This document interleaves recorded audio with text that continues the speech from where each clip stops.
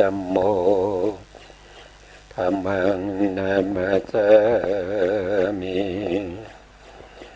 สุปฏิปันโนภะคะวะโตสาวกสังโฆ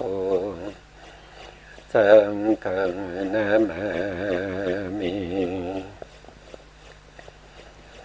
นะโมตัสสะภะคะวะโต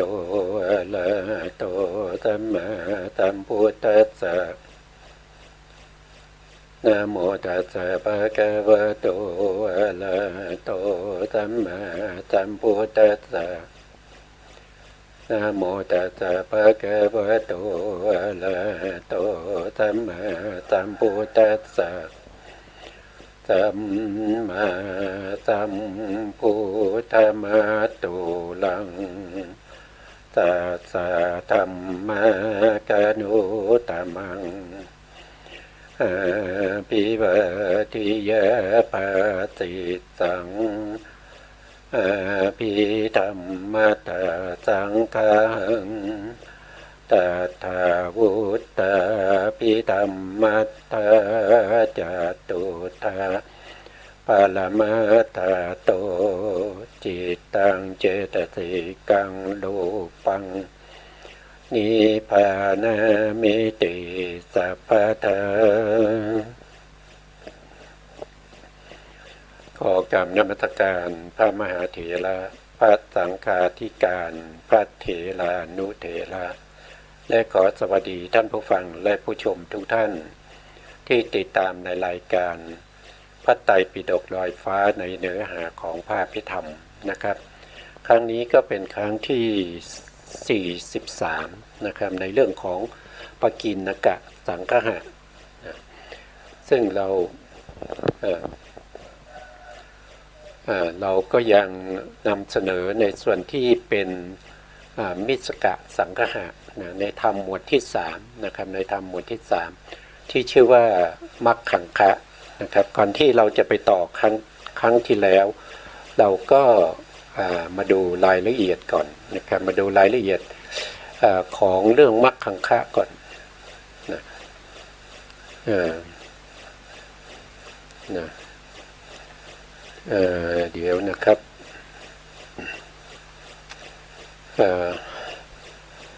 มันเดี๋ยวมันมาจอที่2นี่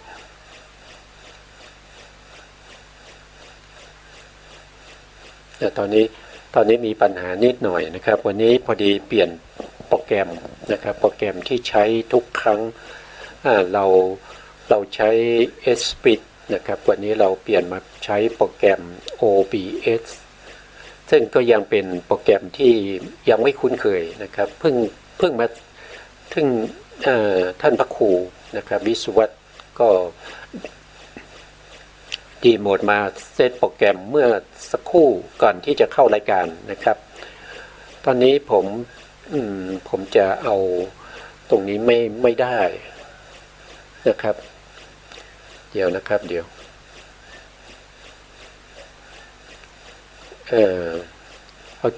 เอาจอสองขึ้นไหมมันไม่ขึ้นมันขึ้นของเก่าของใหม่มันไม่มานะครับถือว่าเป็นการทดสอบก็แล้วกันนะครับสำหรับวันนี้นะเพราะว่าโปรแกรมมันไม่คือผมจอ2นี่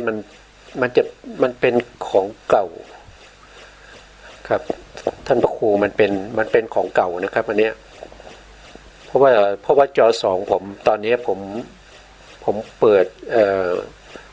PowerPoint นะครับ PowerPoint แต่ในเครื่องนี้ขึ้นมาเป็น Word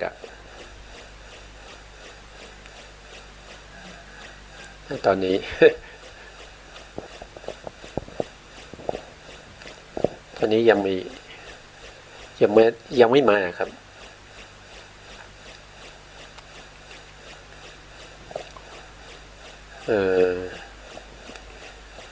แล้วก็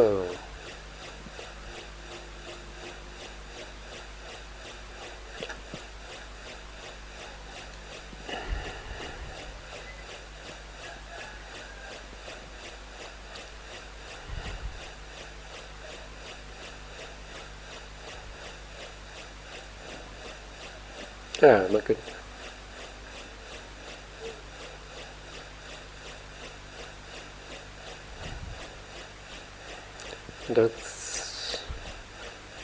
ต้องเซตโปรแกรมครับ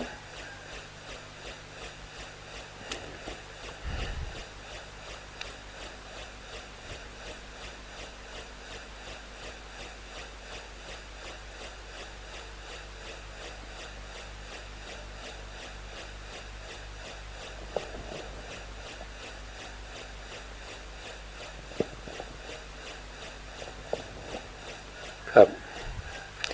ก็กำลังทดสอบนะครับทดสอบโปรแกรมใหม่ก็ติดขัดนิดหน่อยก็จะเป็นอย่างนี้ครับมันก็ถือว่าเป็นการวันนี้ก็ทดลองใช้โปรแกรมใหม่นะครับทดลองใช้โปรแกรมใหม่ก็มีปัญหาบ้างเล็กน้อยนะไม่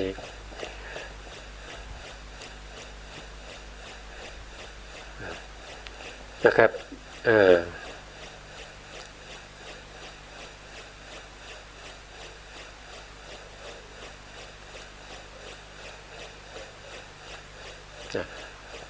อันนี้เราก็พูดไปก่อนนะครับพูดไปก่อนใน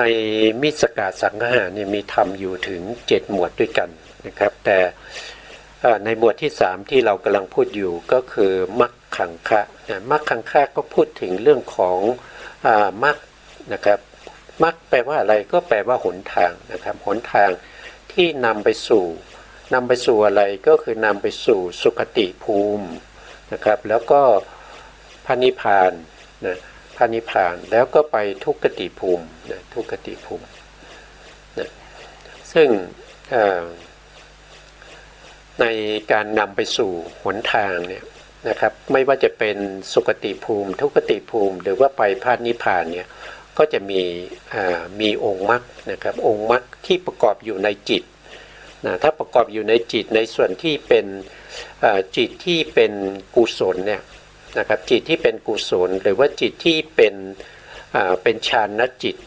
ก็นำไปสู่ในสุคติภูมิแต่ถ้าไปประกอบอยู่ในมรรคจิตนะไปประกอบอยู่ในมรรคจิตอย่างเช่นมรรคจิตนะครับมรรคจิตที่มรรคจิตก็หมายถึงเจตสิกที่เป็นองค์มรรคนะครับที่มีอยู่ทั้งหมด8องค์เนี่ยนะก็มาประกอบอยู่ในมรรคจิตก็ทำให้ผู้ที่ได้มรรคจิตเนี่ยได้เห็นนิพพานนะครับได้เห็นนิพพานแล้วก็เปลี่ยนสภาพจากความเป็นปุถุชนไปสู่ความเป็นพระอริยะนะ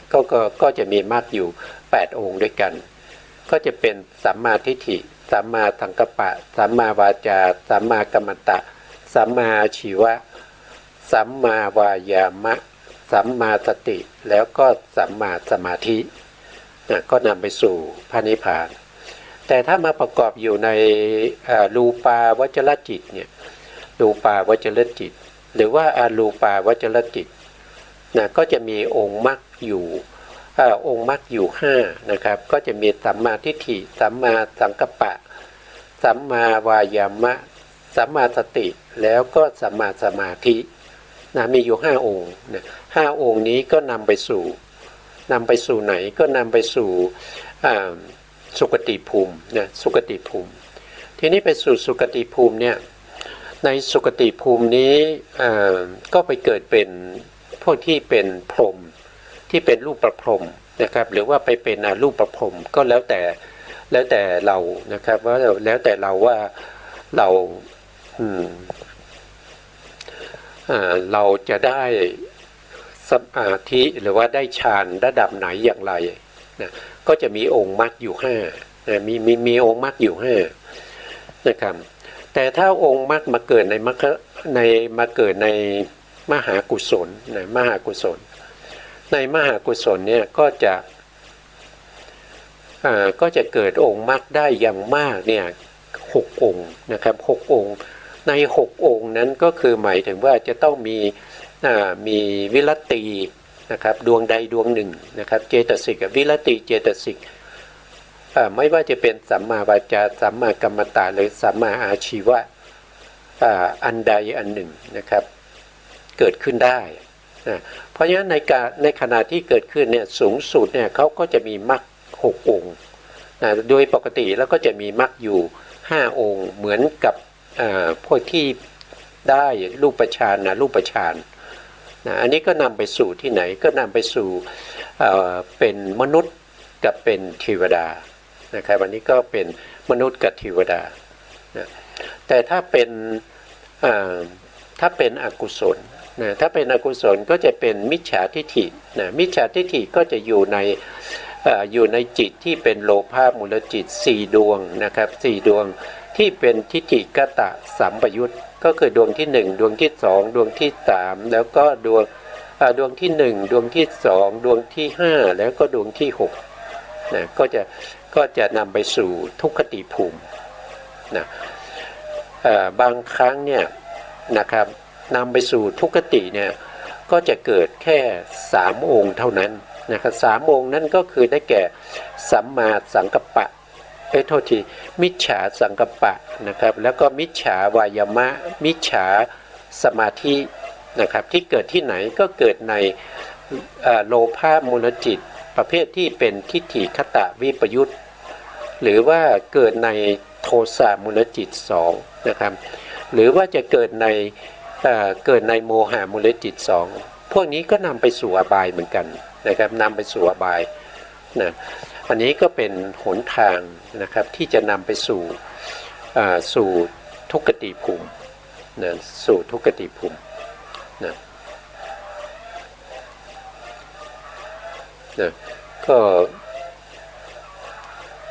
อันนี้ก็เป็นเราก็พูดถึงอะไรก็พูดถึงพอดีโปรแกรมมันเกิดปัญหาในเรื่องของ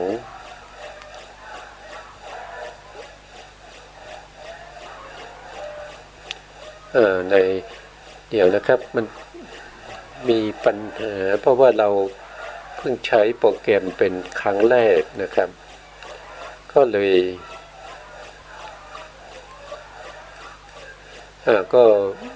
เราก็เสียเวลานะครับก็ไม่เป็นไรนะถือว่าเป็นการเรียนรู้โปรแกรมมันก็ยังไม่เวิร์กเท่าไหร่นะครับไม่เวิร์กเท่าไหร่นะตอนนี้ผมมันนำเอาพระไตรปิฎกนะครับพระไตรปิฎกซึ่งอยู่ในพระพิธรรมปิฎกเราเรียกว่าเป็นวิพังคะนะวิพังคะนะอยู่ในภาคพิธรรมนะครับวิพังคปกรณ์นะเล่มที่2ภาคที่2นะครับเดี๋ยวผมหาหน้าก่อนนะครับหาหน้าก่อนหน้าที่258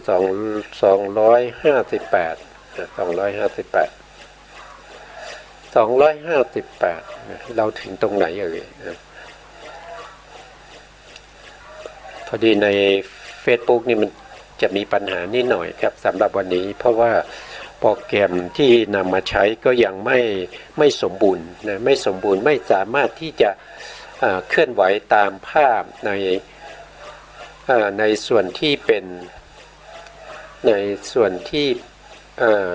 ที่เราเปลี่ยนภาพแล้วเขาไม่ขึ้นนะเขาไม่ขึ้นตามนั้นนะเขาไม่ขึ้น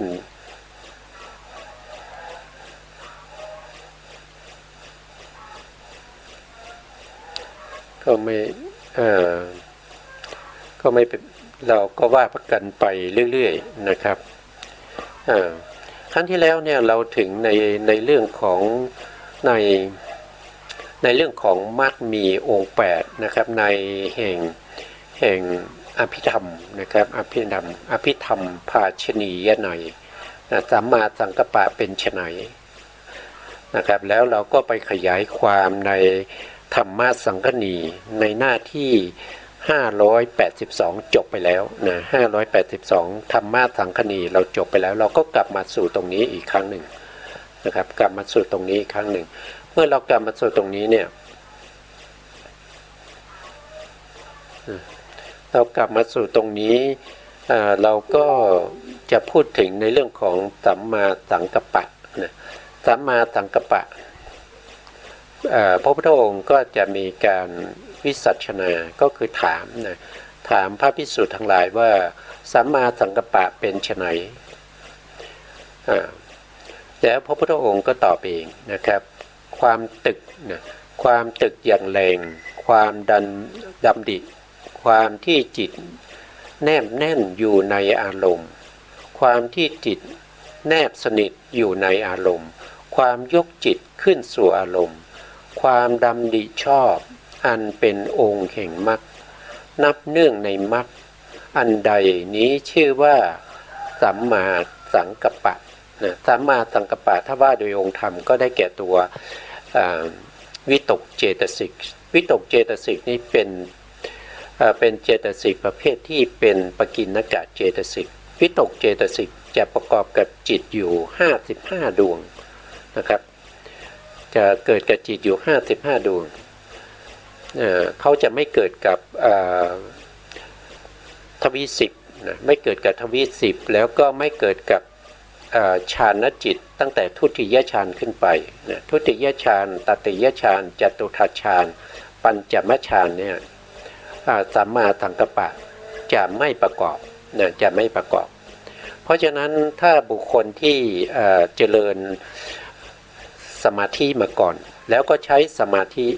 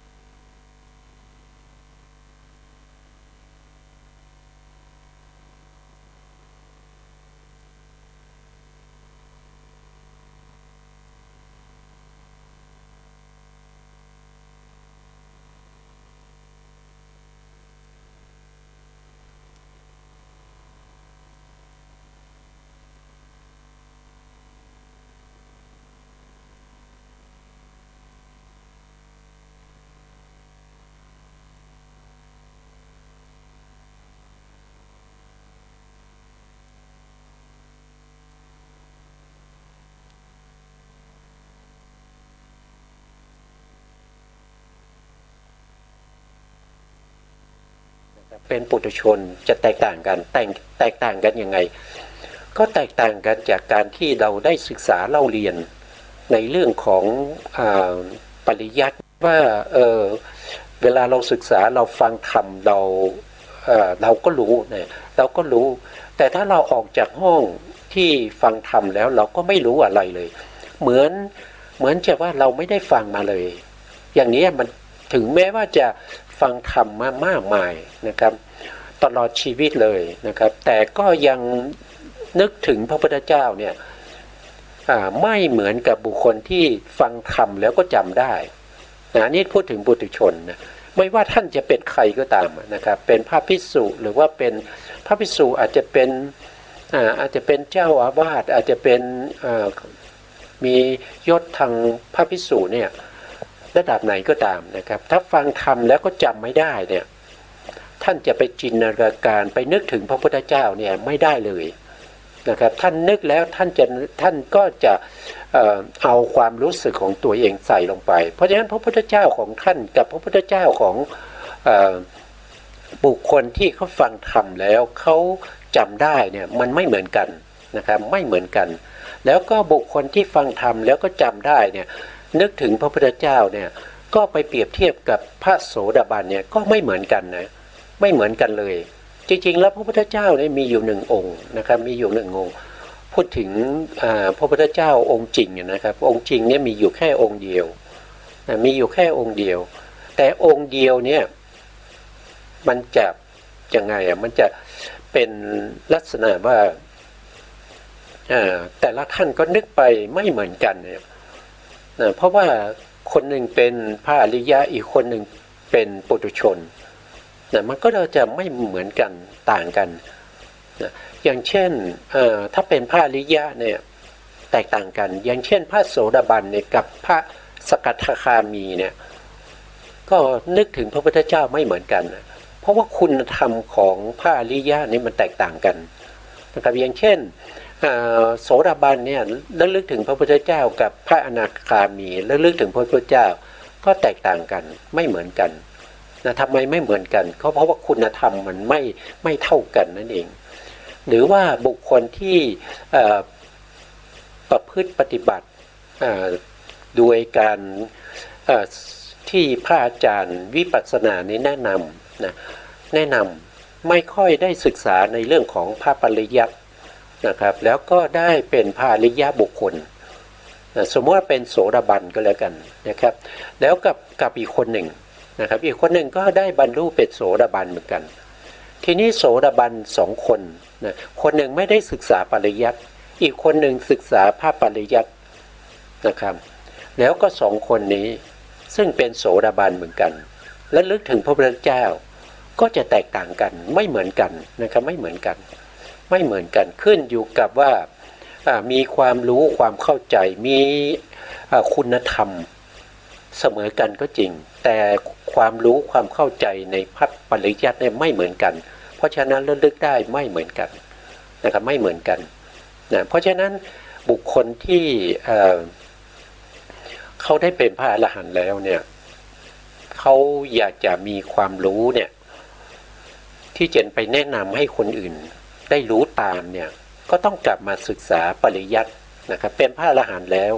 แต่ก็กลับมาศึกษาปริยัติเพื่อจะใช้ปริยัติในการที่จะไปสื่อสารไปแนะนำให้บุคคลอื่นเนี่ยได้ประพฤติปฏิบัติตามแล้วก็ได้บรรลุธรรมนะครับเพราะว่าตัวเองประพฤติปฏิบัติมาด้วยการไม่ได้ศึกษาปริยัติแต่ได้รับคำแนะนำจากผู้ที่มีความรู้วิปัสสนาจารย์ที่ท่านเป็นพระอรหันต์ท่านสามารถที่จะแนะนำให้เราประพฤติปฏิบัติจนสามารถเป็นพระอรหันต์ได้แต่เราไม่มีความรู้ปริยัติเราจะไปแนะนำคนอื่นไม่ได้เพราะฉะนั้นเราต้องศึกษาปริยัติเราต้องให้ทำความเข้าใจในพระปริยัตินะถ้าใครไม่ศึกษาพระปริยัติแล้วก็ดูถูกพระปริยัติเนี่ยถือว่าเป็นการดูถูกพระสัมมาสัมพุทธเจ้าทำไมถึงพูดอย่างนั้นก็เพราะว่าก่อนที่พระพุทธองค์จะปรินิพพานเนี่ยพระอานนท์เนี่ยได้เข้าไปทูลถามพระพุทธองค์ว่า เมื่อพระพุทธองค์ปรินิพพานไปแล้วพระพุทธองค์จะแต่งตั้งคนใดหรือพระภิกษุสงฆ์รูปใดเป็นศาสดาแทนพระพุทธองค์ต่อไปพระพุทธองค์ตรัสว่ายังไงรู้ไหม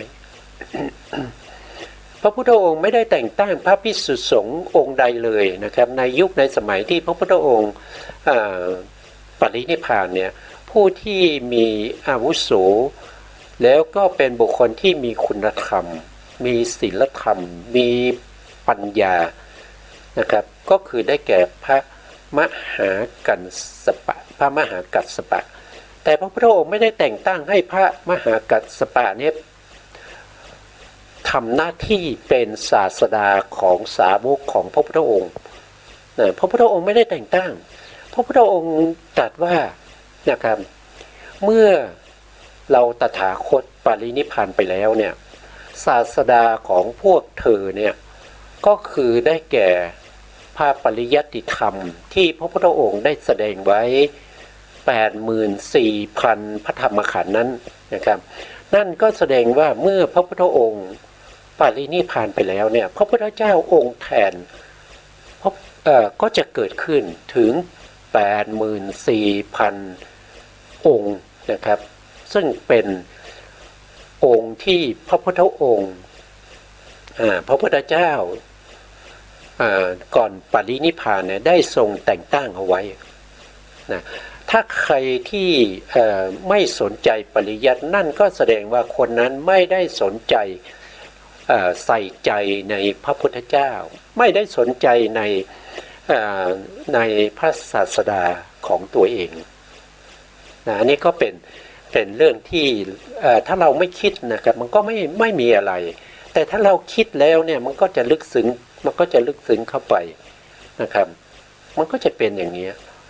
แล้วท่านลองคิดดูนะครับบุคคลที่ไม่สนใจศาสดาของตัวเองเนี่ยมันจะได้ดีได้อย่างไรใช่ไหมครับเป็นสิทธิ์ที่ไม่สนใจไม่ดูแลอาจารย์เลยไม่พูดคุยกับอาจารย์เลยนะครับหันหลังให้แก่ศาสดาของตัวเองเนี่ยมันจะเจริญได้ยังไงล่ะมันก็เจริญไม่ได้นะครับเพราะฉะนั้นเนี่ยตอนนี้พระพุทธเจ้าของเราเนี่ยมีถึง 84,000 องค์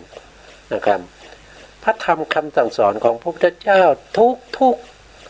ธรรมขันธ์ถือว่าเป็นพระพุทธเจ้า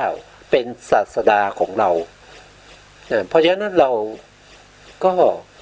อยากจะรู้จักศาสดาของเราอยากจะทำความเข้าใจในศาสดาเราก็จะต้องมีการศึกษาพระปริยัติธรรมนะพระปริยัติธรรมเนี่ยเป็นอายุของพระพุทธศาสนาด้วยนะครับถ้าพระปริยัติธรรมเนี่ยไม่มีพระพุทธศาสนาถือว่าหมดไปแล้ว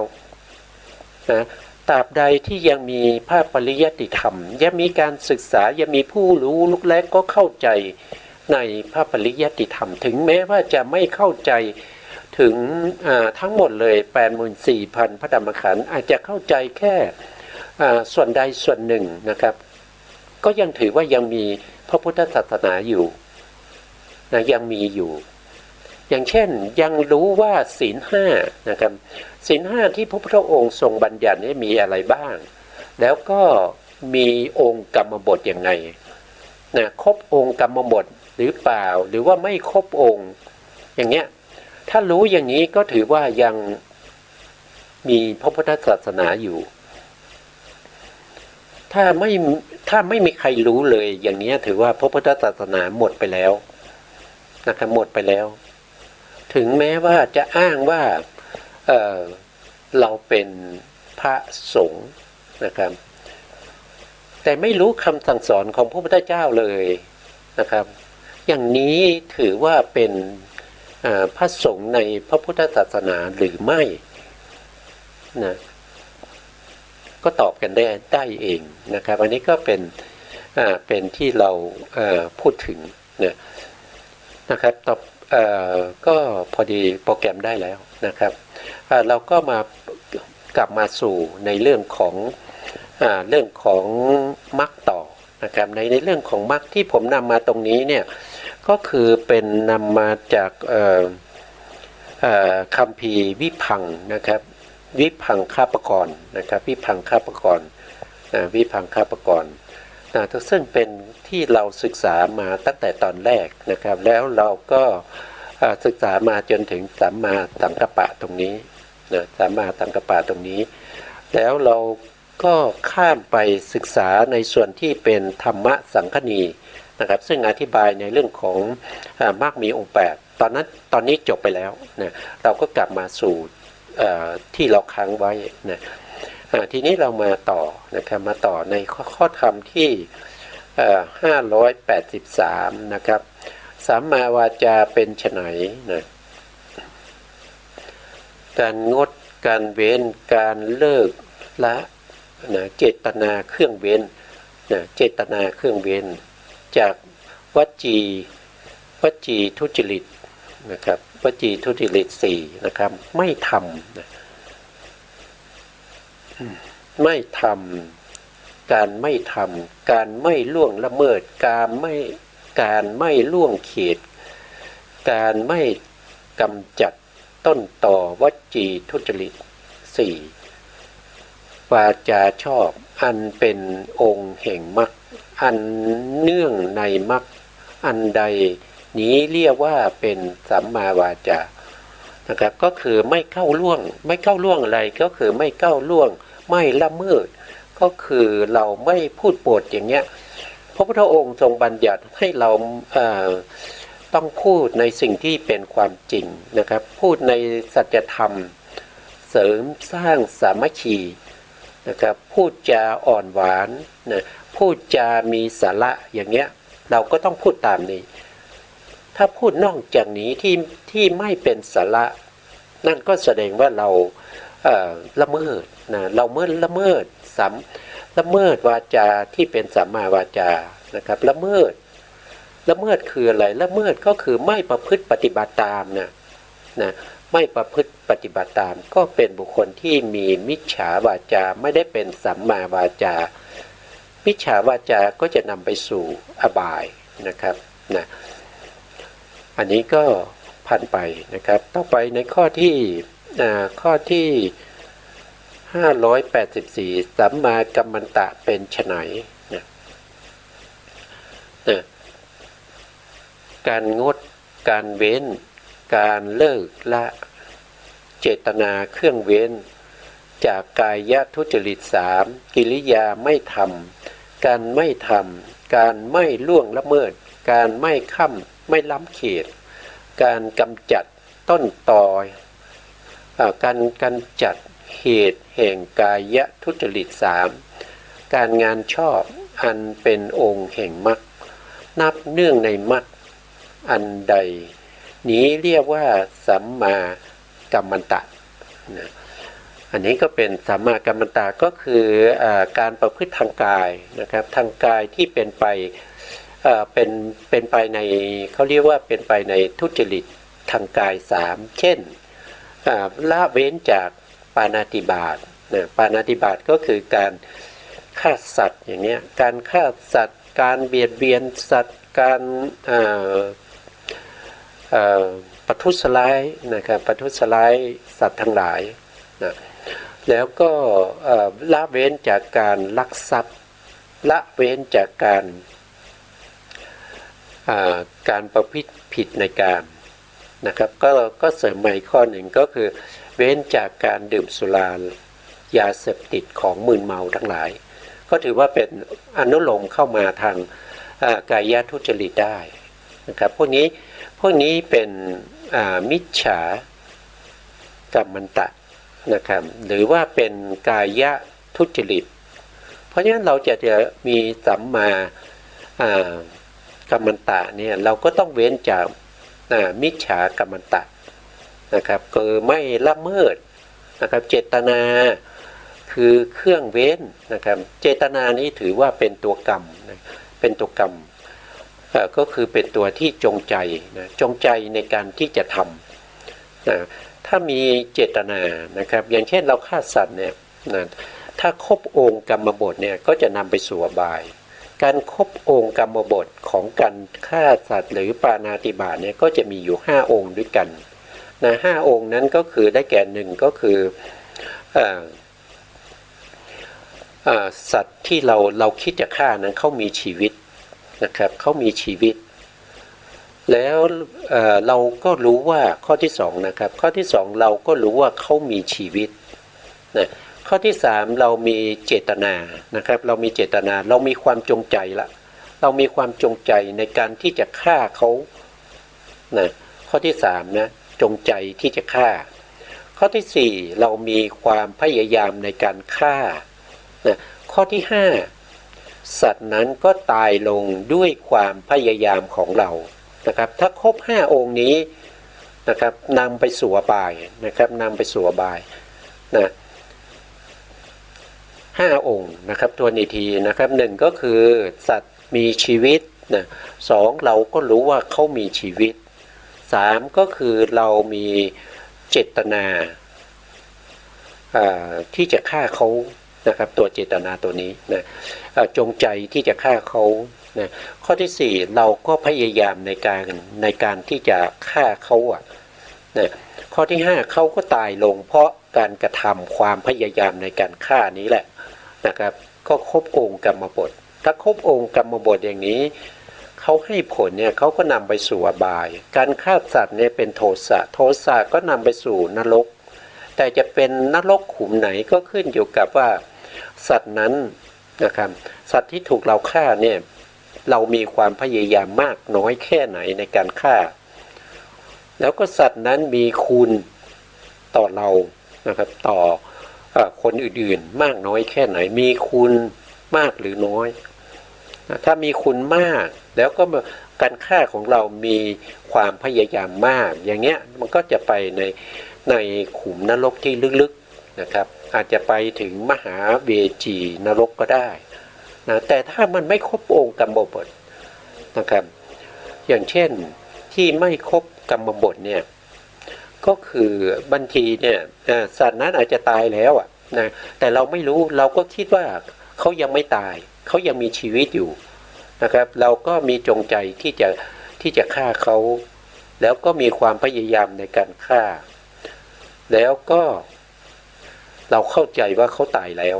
นะครับจริงๆเขาตายก่อนแล้วนะครับก่อนที่เราจะฆ่าอย่างนี้ไม่ครบองค์กรรมบทไม่ครบองค์กรรมบทแต่เรามีเจตนาที่จะฆ่านะอันนี้ไม่ตกนรกนะครับไม่ตกนรกแต่จะให้ผลในประวัติการก็คือหลังจากที่เราเกิดมาแล้วสมมติว่าเราเกิดเป็นมนุษย์เนี่ยก็จะมีคนที่เขาคอยที่จะเบียดเบียนเรานะครับมาทำร้ายเราอยู่บ่อยๆนะครับมาอาจจะหรือว่าอาจจะเกิดอุบัติเหตุอย่างนี้ก็ได้นะครับเราขับรถไปแล้วก็รถไปชนอย่างนี้รถไปชนอาจจะถึงตายหรือว่าอาจจะได้รับบาดเจ็บก็แล้วแต่นะครับก็ขึ้นอยู่กับกรรมที่เราทำนะถ้าไม่ครบกรรมบทเนี่ยเขาไม่ให้ผลตอนปฏิสนธิการเขาจะให้ผลตอนที่เราเกิดมาแล้วนี่ก็เป็นเรื่องของตัวเจตนาก็คือตัวกรรมนี้นะตัวกรรมเจตนานะต่อไปนะครับต่อไปในส่วนที่เป็นสัมมาอาชีวะนะสัมมาอาชีวะนะในข้อธรรมที่585สัมมาอาชีวะเป็นไฉนการงดการเว้นการเลิกละเจตนาเครื่องเว้นจากมิจฉาอาชีพกิริยาไม่ทำการไม่ทำการไม่ล่วงละเมิดการไม่ล้ำเขตการกำจัดต้นเหตุมิจฉาอาชีพการเลี้ยงชีพชอบอันเป็นองค์แห่งมรรคนับหนึ่งในมรรคอันใดนี้เรียกว่าสัมมาอาชีวะนี่ก็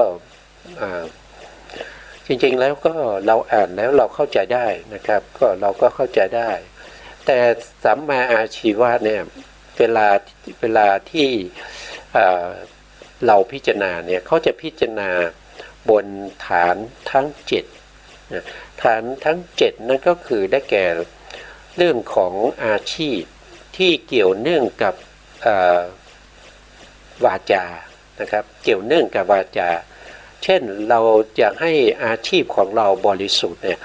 เราจะต้องเว้นจากอาชีพที่เป็นมุสาวาทนะเราซื้อมา10 บาทเราขาย20 บาทเขามาต่อราคา15เราก็กล่าวว่าโอ้15นี้ยังไม่ได้ทุนเลยผมซื้อมาตั้ง18แล้วผมมาขาย20เนี่ยอันนี้เป็นมิจฉาวาจาอย่างเนี้ยถือว่าสัมมาอาชีวะไม่ได้แล้วนะสัมมาอาชีวะไม่ได้แล้วเราผิดศีลที่เป็นสัมมาอาชีวะแล้วนะแล้วก็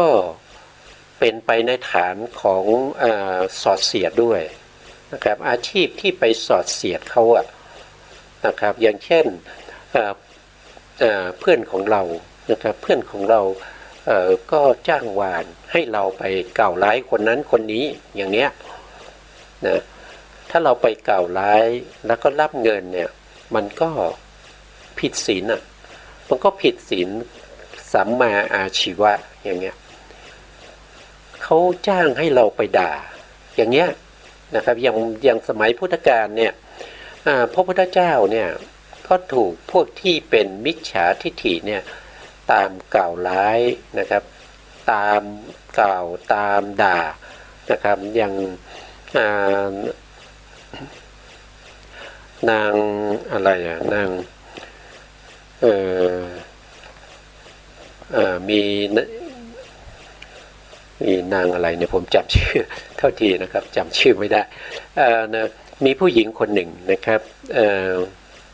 จำได้ละนึกได้นะครับนึกได้ละนางมันคันธิยานะมันคันธิยานะครับก็เป็นอะไรเป็นมเหสีของพระเจ้าอุเทนนะเป็นมเหสีของพระเจ้าอุเทนคือพระเจ้าอุเทนเนี่ยเขามี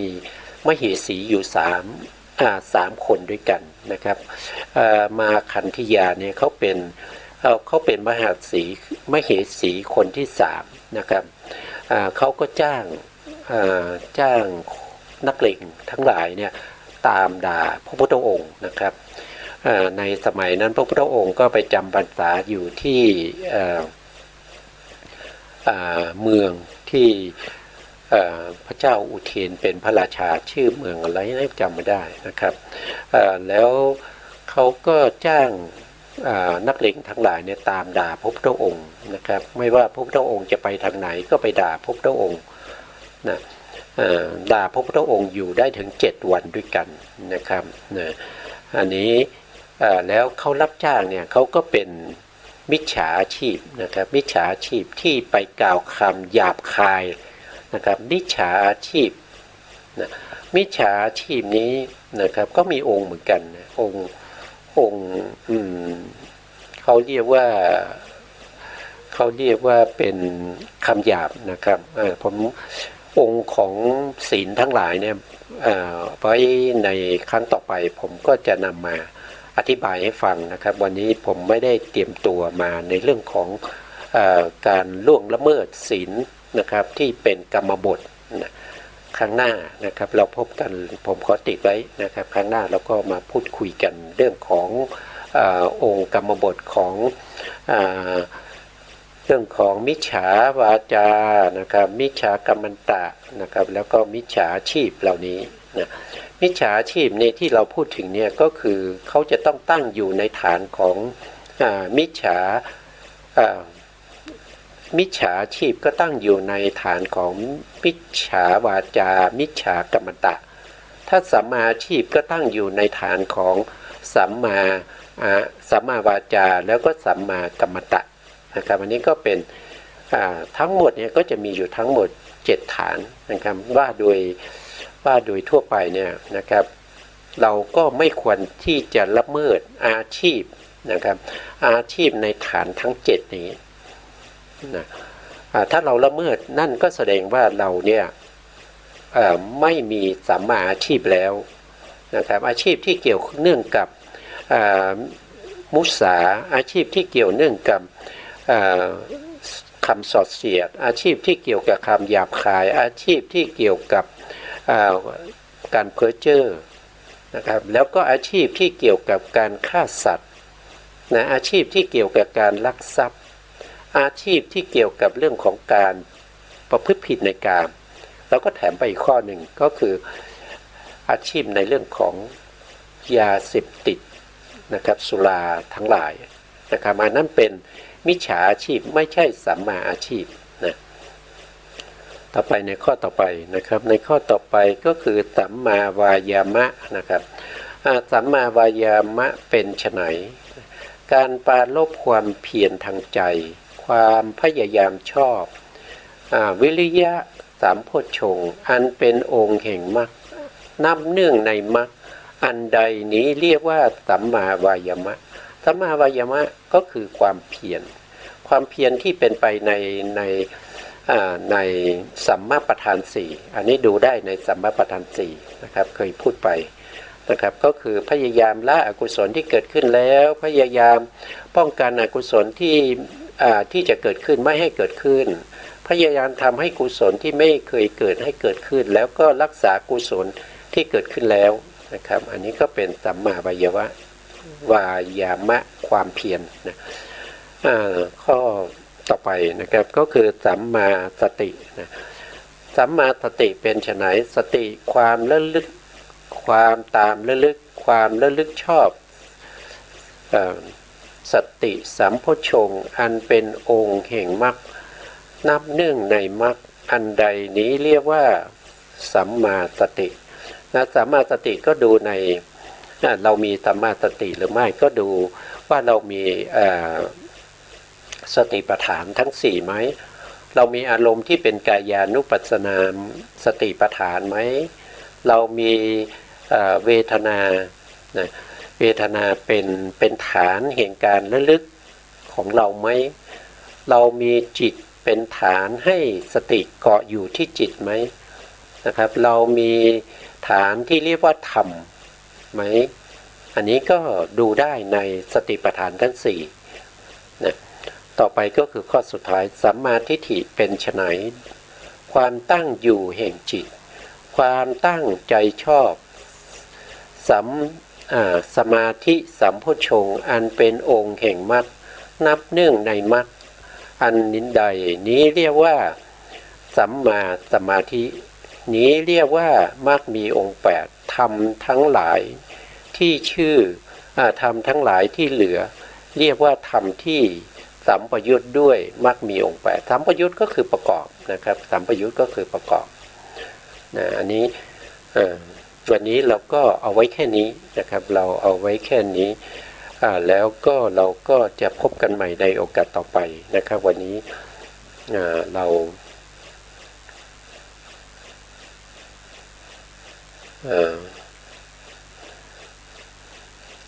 ราก็พบกันใหม่ในโอกาสต่อไปนะครับวันนี้เราเอาไว้แค่นี้ก่อนนะเพราะว่าวันนี้ติดขัดเรื่องโปรแกรมด้วยนะครับเพราะว่าเป็นโปรแกรมใหม่ที่ท่านพระครูวิศวัตรท่านให้เราใช้โปรแกรมนี้นะครับก็ตอนนี้เรายังใหม่ต่อโปรแกรมก็ยังกำลังเซตแล้วก็จัดรูปแบบอยู่นะครับโอกาสต่อไปก็คงจะใช้ได้ดีขึ้นนะครับขอกราบขอบพระคุณพระครูสมุทรวิศวัตรวรกิจโจผู้อำนวยการสถานีวิทยุเพื่อการศึกษาพระพุทธศาสนาและวัฒนธรรม FM 104.5 เมกะเฮิรตซ์วัดฝายหินจังหวัดเชียงใหม่และขอกราบขอบพระคุณพระครูปริยัติยานุศาสตร์ขอบคุณท่านผู้ฟังและผู้ชมทุกท่านที่ติดตามในรายการพระไตรปิฎกลอยฟ้าในเนื้อหาของพระอภิธรรมครับวันนี้ติดขัดหลายอย่างลาไปก่อนครับพบกันใหม่ในโอกาสต่อไปครับ